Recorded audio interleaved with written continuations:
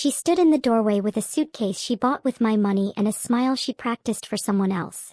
"I'm leaving you tonight and you'll never hear from me again. Don't ever call." Those weren't words, they were a script. A performance. A goodbye rehearsed for weeks. She expected tears. She expected shouting.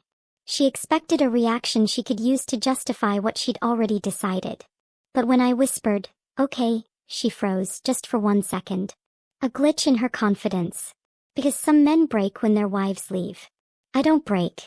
I calculate. And the moment she smirked, the final piece clicked into place.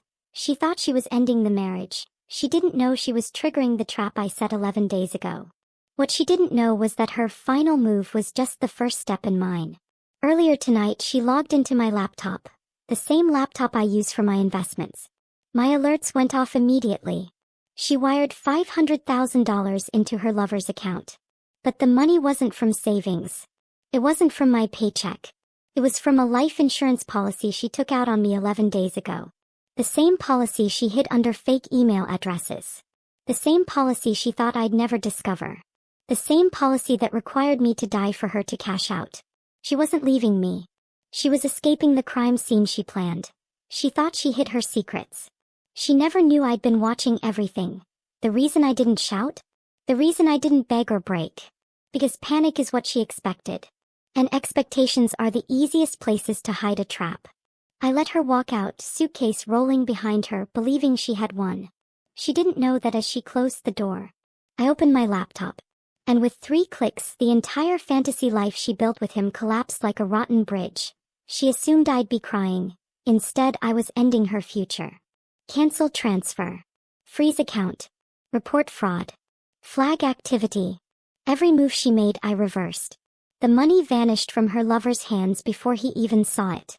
He wasn't loyal to her, he was loyal to the dollar she promised him. The second he couldn't smell the cash, he dropped her like a disease. Blocked her everywhere. Deleted everything. And she still didn't know. Not yet. Not until she ran back to the house she had tried to burn down. She left with confidence. She returned with fear. Rain hammered the windows like nature itself was trying to warn her. The first bang on the door was loud, desperate, almost feral. I didn't move. The second was shaking, broken, terrified. Still I sat. Then came the third, a scream mixed with regret. "Please open the door. Please." But she wasn't crying for love. She was crying because the man she betrayed me for had abandoned her within minutes.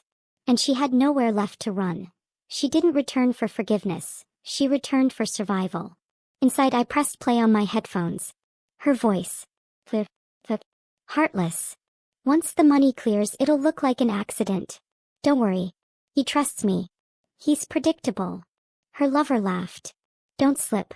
One mistake and we're screwed." She replied, "He'll never know. He's too blind to see what's right in front of him. Blind, patient, and impossible to deceive twice." She recorded her own downfall. I just saved the audio. 11 days ago, I found a phone hidden under the bed behind a box of old clothes. She told me she lost it months ago. It wasn't lost. It was overflowing with messages, screenshots, pictures, and voice notes. All documenting their plans, their dates, their strategy, their timeline for my accident. Every night after she fell asleep, I copied everything onto a hard drive. She thought she owned the narrative. I owned the evidence. She hid her secrets under the bed. I hid her exposure in the cloud. I finally stood up. Not to let her in, but to slide an envelope under the door. A white envelope, the same kind she used to hide the insurance papers.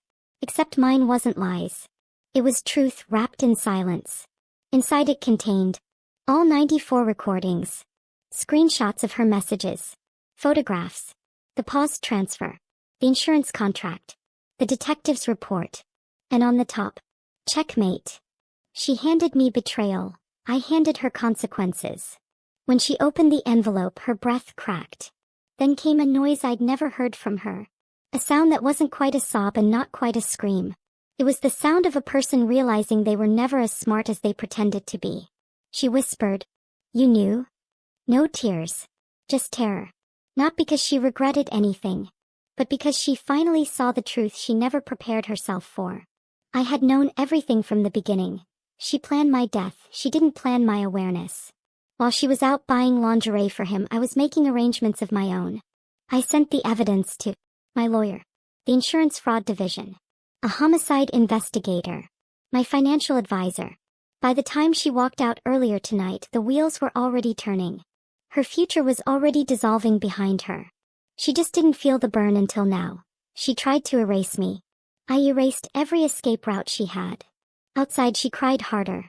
Her voice cracked. Please talk to me. I can explain. Explain? There is no explanation for taking a life insurance policy out on your own husband. No excuse for planning a staged accident.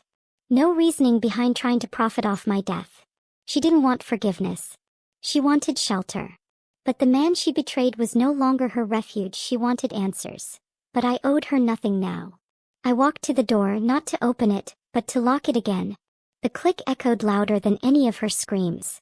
Her sobs turned into whispers. Her whispers turned into silence. And I could feel her fear soaking through the wood.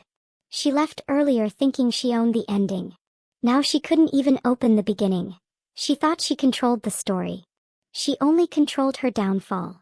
I slid one more thing under the door.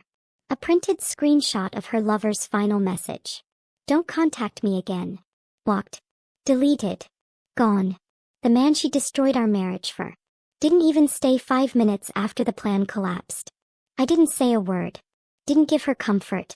Didn't give her closure. I just walked away. She lost her lover, her money, her freedom, and I wasn't done yet. As she knelt outside in the rain, holding the envelope that contained her own destruction, I finally spoke. Not to her, but to myself. You said I'd never hear from you again. You were right. Because the only voices she'll hear from now on will belong to detectives, lawyers, investigators, prosecutors, all asking her the same question. Why did you try to kill your husband? She wanted me gone. Instead, she removed herself. Her plan was to bury me. But she walked into the grave she dug.